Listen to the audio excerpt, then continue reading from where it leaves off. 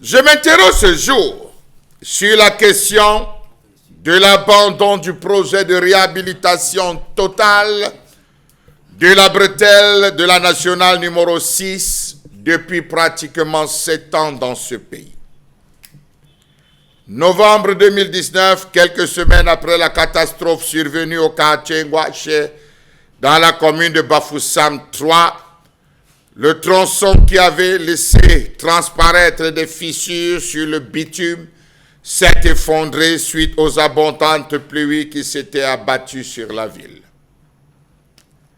Le 5 novembre 2019, les habitants de Bafoussam ont constaté stupéfaits de grosses failles sur plusieurs centaines de mètres sur le bitume d'une route de contournement très fréquentée par les automobilistes pour éviter les embouteillages du centre-ville. Depuis lors, il n'est plus possible pour les populations de Bafoussam d'emprunter ce tronçon de voie bitumée entre le carrefour évêché et Kamiteota qui permettait de rejoindre la nationale numéro 6 dans le premier arrondissement de la commune. Les premières mesures de sécurité avaient consisté pour ce qui était de la partie administrative à interdire la circulation sur l'un des sens de la route et à la déporter sur le sens interdit. Avec les pluies, des fissures graves se sont encore manifestées ou apparues sur la partie de la chaussée interdite avant de s'étendre littéralement sur toute la chaussée. À ce jour, rien. Depuis 7 ans, l'axe Kamiteota-Évêché, tronçon clinique bienveillance, hôtel Sekem se trouve dans un abandon total. Cette voie de contournement qui part du lieu du carrefour Le Maire pour se connecter à la nationale numéro 6 au niveau de Kamiteota, sans publicité, avait été remise en œuvre dans le cadre des préparatifs de la CAN. Rapidité oblige pendant la période de la CAN. Ceci pour solutionner le problème d'embouteillage très récurrent à cette époque, dans le centre du chef-lieu de la région de l'Ouest. Nous sommes dans l'arrondissement de Bafoussam 1er. Pourtant, la réhabilitation, l'aménagement et la construction des voiries et des infrastructures routières, qui avaient semblé être une préoccupation majeure du gouvernement en cette veille de l'élection présidentielle, a subitement pris une autre direction. Voilà 7 ans que les autorités administratives ont oublié cette zone pourtant très importante. Les activités économiques sont mortes dans cette zone. C'est devenu un lieu où les bandits et fumeurs de chanvre se retrouvent.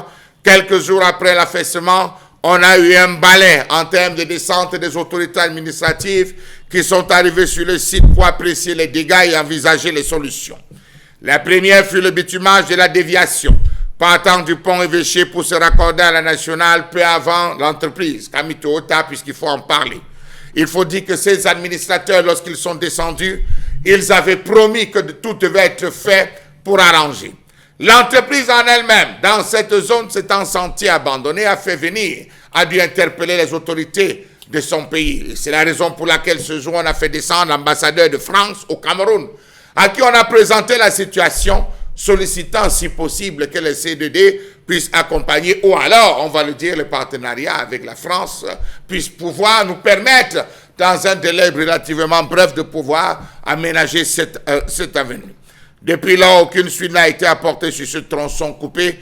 Les riverains s'estiment ainsi abandonnés dans la broussaille qui s'est emparée du lieu et dans laquelle les brigands s'y retrouvent pour des répugnantes besognes. Selon des sources proches, il faut le dire, la reconstruction de ce tronçon, dit-on là-bas à Yaoundé, nécessite d'importants moyens financiers.